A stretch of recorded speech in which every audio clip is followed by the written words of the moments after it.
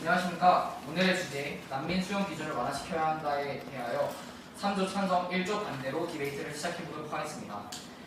먼저 1조가 그림면, 3조가 숫자면으로 동작 움직이고 선후공을 정하도록 하겠습니다.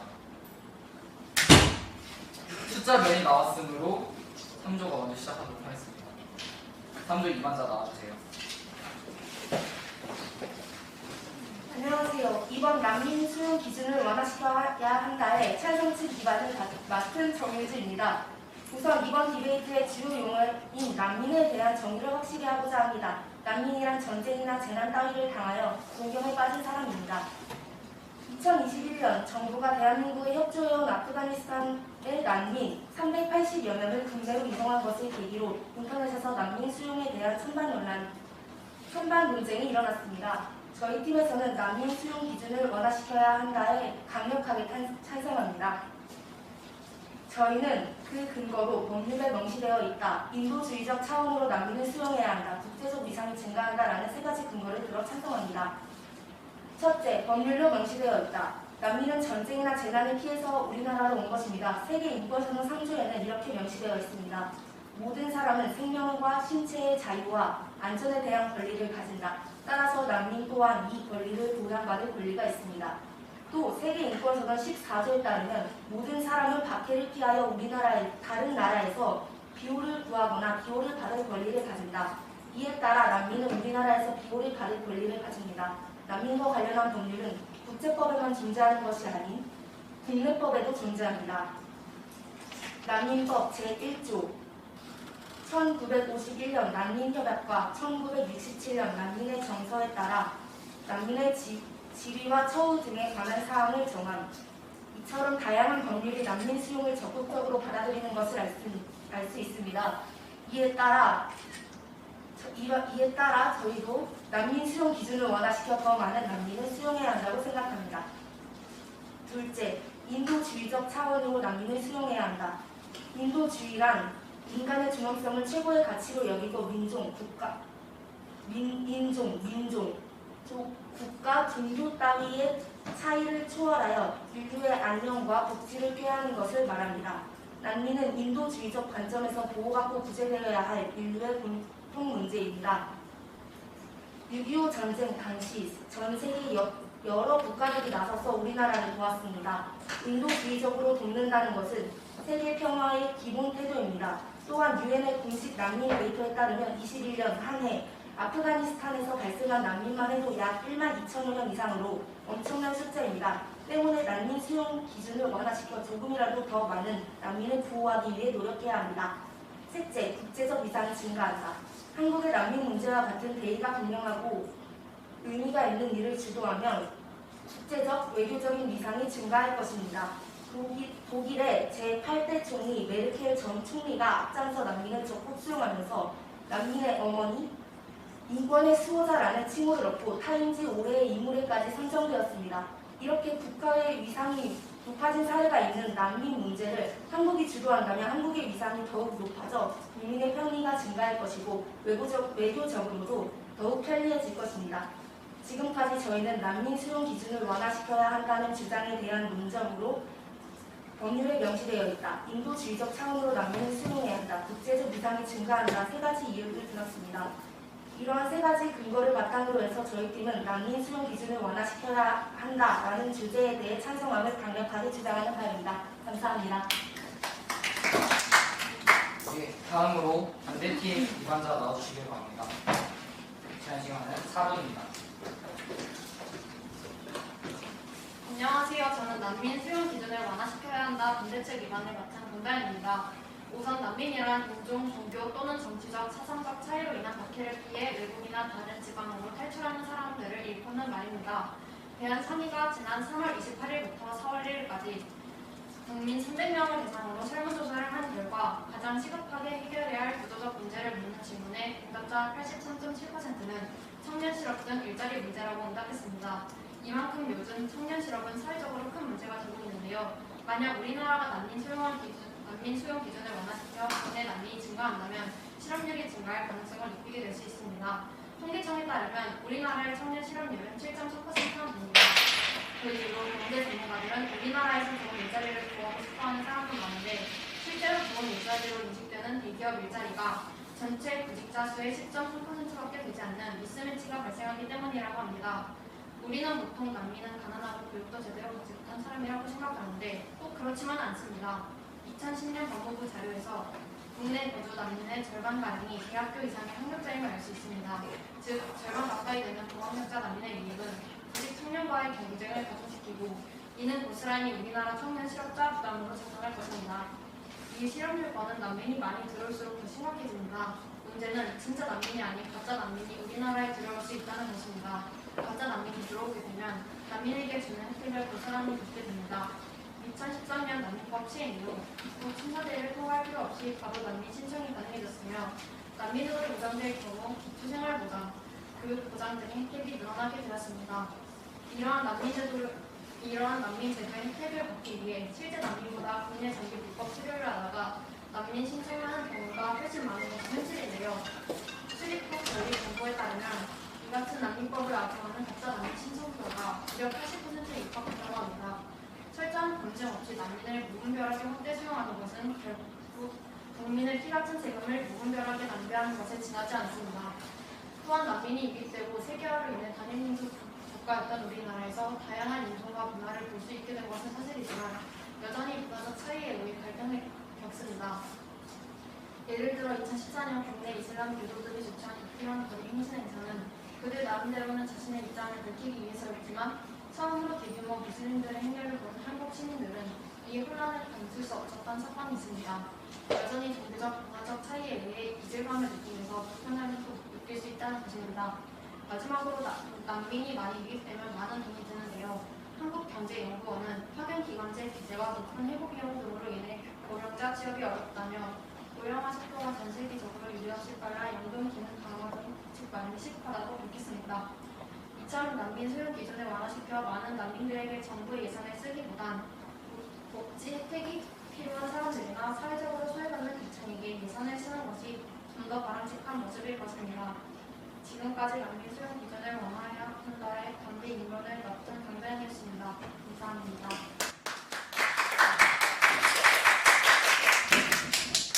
다음으로 2반 교사질을 진행하도록 하겠습니다. 각 팀의 2반자들은 나와주세요. 제한 시간은 3분입니다.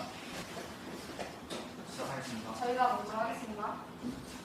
우선 찬성 쪽에서는 법률에 명시되어 있으므로 난민을 수용해야 한다고 하셨는데 국내 문제 불간섭의 의무에 따라 이 현장이 어떠한 지정도 공지상 어떤 국가의 국내 관할권 안에 있는 사항에 간섭한 권한의 국제 영역을 부여하지 아니하며 또는 그러한 사항을 이 현장에 의한 해결을 맡기도록 표현복이 요구하지 아니한다라는 주권이 국내법보다 우선이라는 이야기가 있습니다. 이것에 대해 어떻게 생각하십니까?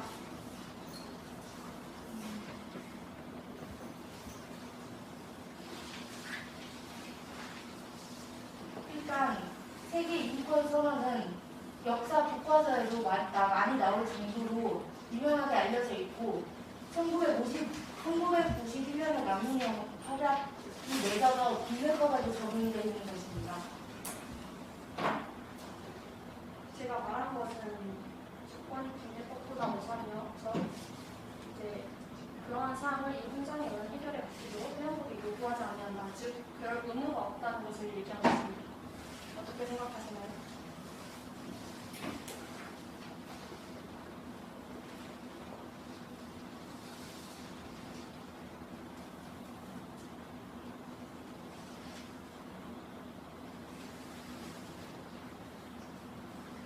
그렇다면 저희가 방금 2반에서 말했듯 고학력자 난민의 유입은 구직 청년과의 경쟁을 가중시키고 이는 고스란히 우리나라 청년 실업자의 부담으로 작용한다고 했는데 이것에 대해는 어떻게 생각하시나요?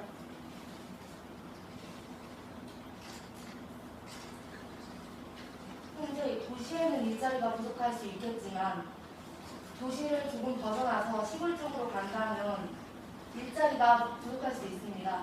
이미 시골 쪽에는 조금 연세가 있으신 어르신 분들이 농사를 짓고 계시고 그에 대한 일손이 많이 모자란 상태입니다.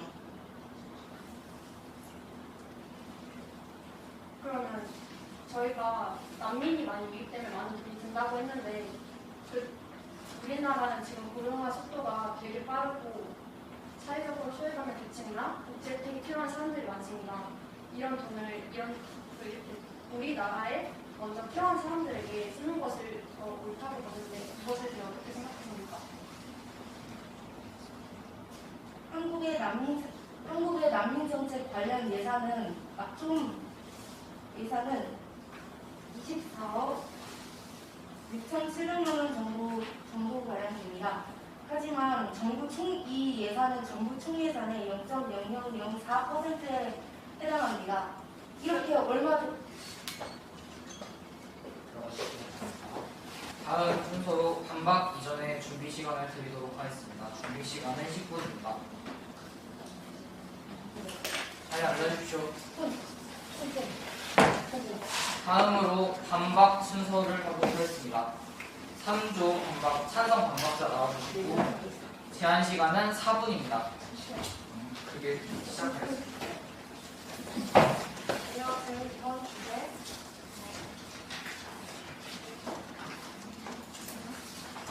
남의 수용 기준을 완화해야 된다. 차선칙 반박을 맡은 김미화입니다. 상대팀 모션에 대해 조목조목 반박하겠습니다. 주장하겠습니다.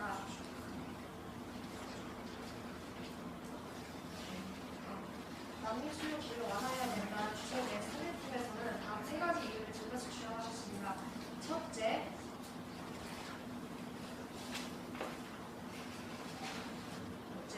실용률이 증가한다. 둘째, 가짜 납기에서 문제가 생긴다. 셋째, 문화적 차이 갈등이 발생한다라는 의혹을 제시하셨는데요. 저희는 이에 동의할 수 없습니다. 이 이유에 대해서 상세히 말씀드린 첫 번째 논거로 실용률이 증가한다고 하셨는데 동의할 수 없습니다. 그 이유는 난민이 들어온다고 해서 실용률이 증가하는 것은 말이 안 되는데요. 사람이 이곳을 온다고 해서 일자리가 주어지지 않는 것처럼 난민이 들어온다고 해서 실업률이 크게 떨어질 것이라고는 실업률이 크게 증가할 것이라고는 보지 않습니다. 두 번째 논거로 가짜 난민 문제를 하셨는데요. 동의할 수 없습니다. 그 이유는 저희 현재 대한민국의 난민 인정률이 단 1%입니다.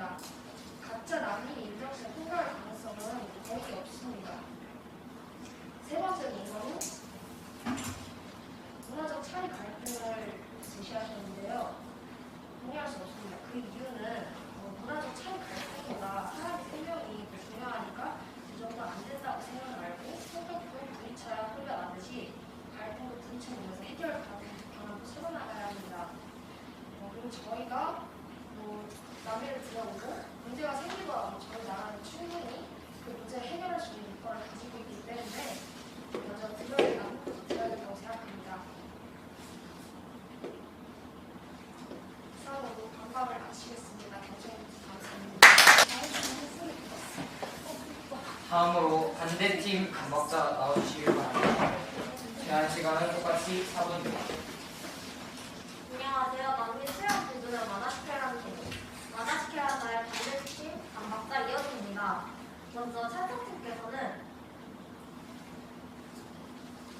난민을 수용하는데 저는 우리나라의 예산이 0.004%가 있는데 이때 들어온 난민은 660명이고 정착국가 지원을 안 했을 때의 얘기입니다. 그럼 이제 다르게 말해보자면 660명을 들어주고 정착국가 지원금까지 주지 않았는데도 예산의 0.004%를 했다는 말입니다. 그렇게 되면 여기 지원금과 정착금을 주고 660명보다 더 많이 받아들인다면 정부의 예산을 매우 많이 쓸 수 있습니다. 그리고 사대팀께서는 국제적 위상이 증가한다는데 여기에서 딴 방법이 있을 수도 있습니다. 우리는 케이팝과 한류 문화들이 많이 있는데요. 그런 것을 해가지고 국제적 위상을 더 높일 수 있습니다.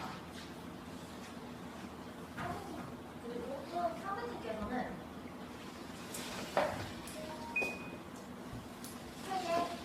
세계 인권과 우리나라의 국내권을 통해가지고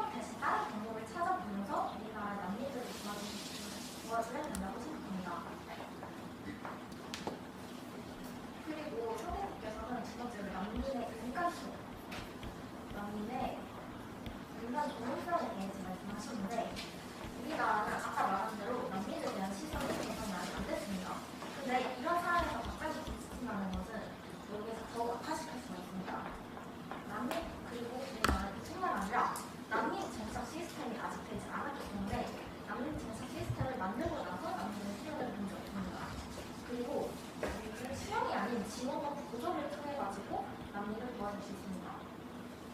감사합니다.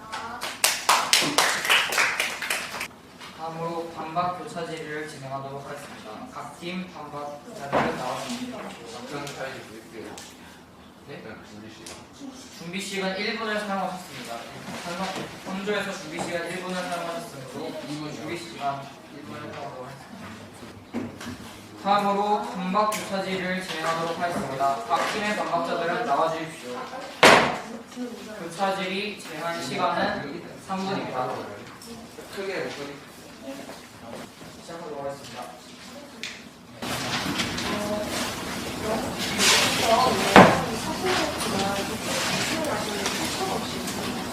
최초로 말씀드리자면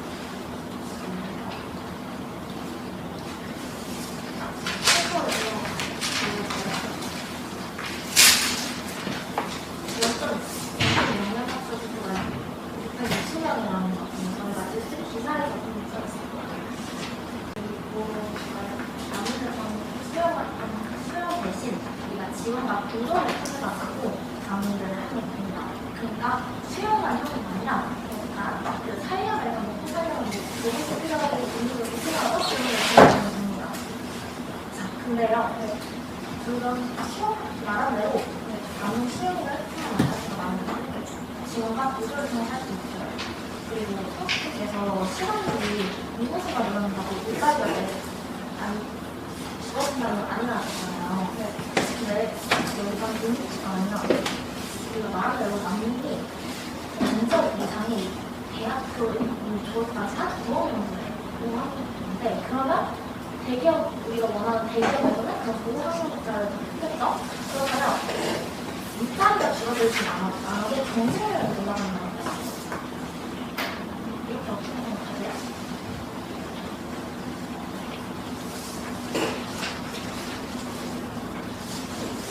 저희가 지금 아무리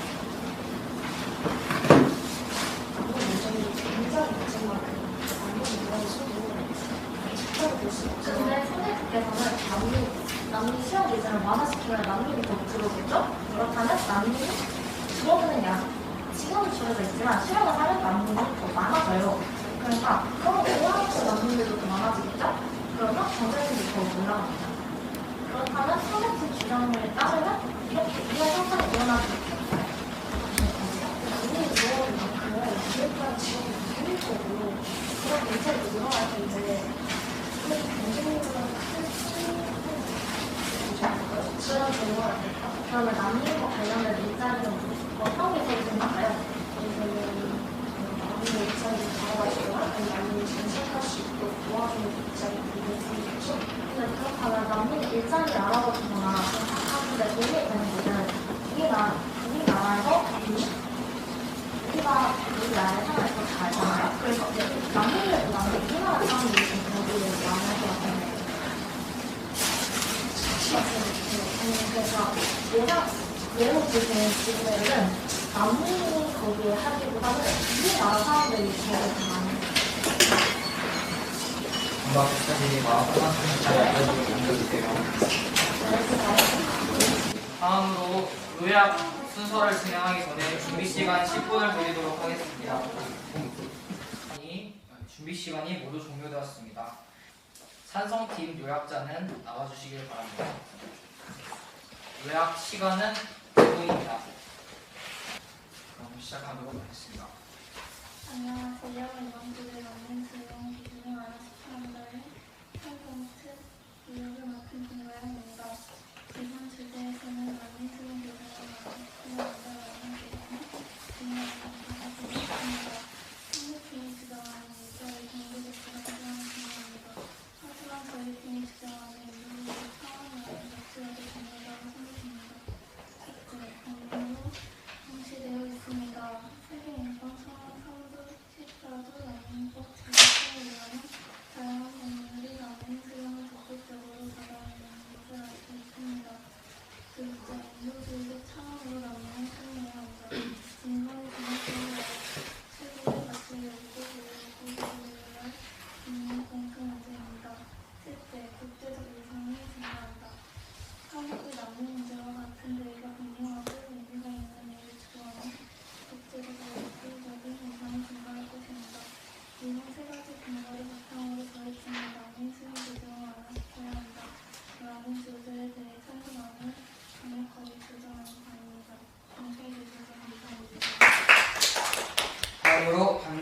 의학자 나와주세요. 제한 시간은 1분입니다. 안녕하세요. 저는 난민 수용 기준을 완화시켜야 한다는 반대측 유력을 맡은 박준입니다. 지금까지 난민 수용 기준을 완화시켜야 한다는 의견 대립으로 문제가 되고 있습니다. 상대팀께서는 난민 수용은 법률에 명시되어 있고 인도적 차원으로 난민을 받아주어야 하며 국제적인 위상이 증가한다고 말씀해 주셨습니다. 반대로 저희 측의 입장은 난민에 의해 더 증가하는 자국민 청년 실업의 문제와 문화적 차이의 문제, 또 난민 유입에 의해 부담되는 국가적 비용의 문제를 주장했는데요. 찬성 측의 주장과 달리 저희 반대 측은 난민의 시선이 완전히 개선되지 않았을 뿐더러 난민에 대한 확실한 정책 또한 마련되지 않았기에 섣불리 난민을 수용하는 것보다는 자국민을 우선시하는 것이 더 중요하다고 강조하고 싶습니다. 그러므로 저희는 난민 수용의 기준 완화를 반대하며 지금까지 난민 수용 기준을 완화시켜야 한다에 반대 측 요약을 맡은 이채희였습니다. 감사합니다. 다음으로 전체 교차지를 진행하도록 하겠습니다. 제한 시간은 3분입니다. 시작하겠습니다. 저희 오늘 질문하겠습니다. 반박 교차지에서 660명의 난민만 0.000% 해당된다고 했는데 그거의 출처를 어떤 뉴스 기사라고 말씀하셨습니다. 네, 정확히 어떤 기사인지 말씀해 주실 수 있습니까?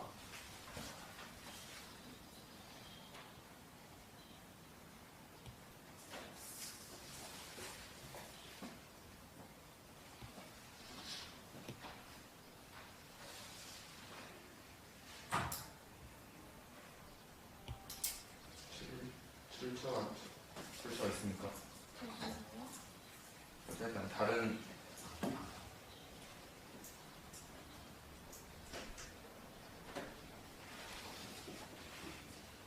질문 드리겠습니다.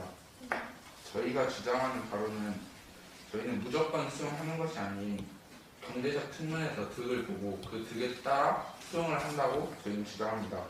그렇다면 상대팀이 주장하는 난민을 보호하고 보호할 다른 방법이 무엇이라고 생각합니까? 난민들이 필요한 옷이나 음식 그런 걸 지원해 주는 것이라고 생각을 하고 있고요. 그리고 가짜 난민이 거의 없다고 하셨는데 왜 그렇게 생각하시는지 말씀해 주세요.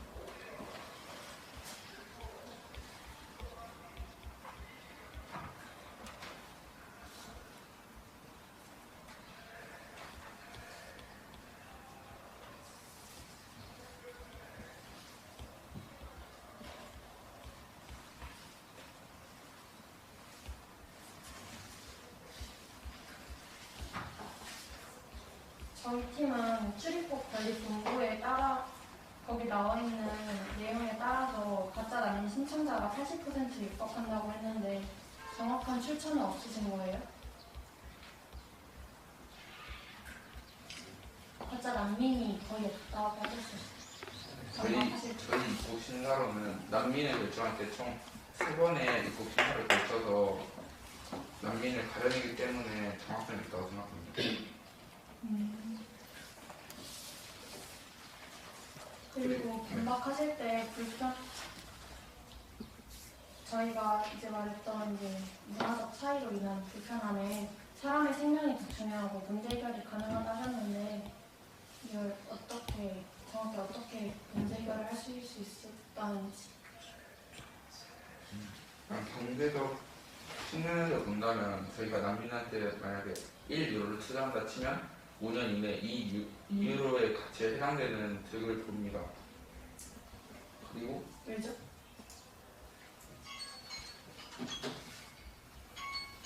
전체 교차지가 모두 진행되었습니다. 마지막으로 마지막 초점 이전에 5분간 준비 시간을 드리도록 하겠습니다. 준비 시간이 모두 끝났으므로 마지막 초점을 진행하도록 하겠습니다. 찬성팀 마지막 초점자 나와주세요. 제한 시간은 2분입니다. 그럼 시작하겠습니다.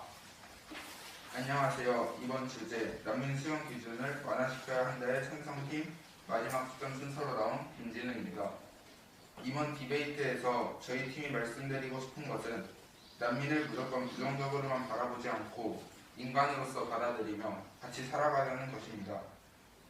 여러분, 하나만 알고 둘을 모른다라는 속담을 아십니까? 이 속담은 큰 것을 모르고 한 곳만 보고 있다는 뜻입니다. 지금 난민에 대한 대한민국 국민들의 시선은 곱지 않습니다. 그중 범죄, 경제적 부담이 클 것입니다. 하지만 이런 부정적인 면만 보고 추가 이득, GDP 및 국가 이미지 개선 등의 긍정적인 면도 있습니다. 여러분, 다시 한번 생각해 주십시오. 난민 수용 기준의 완화의 가치와 중요성에 대해서 말입니다. 존중해 주셔서 감사합니다.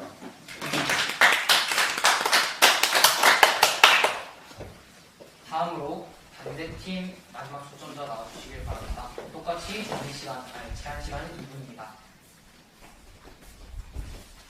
그럼 시작하도록 하겠습니다.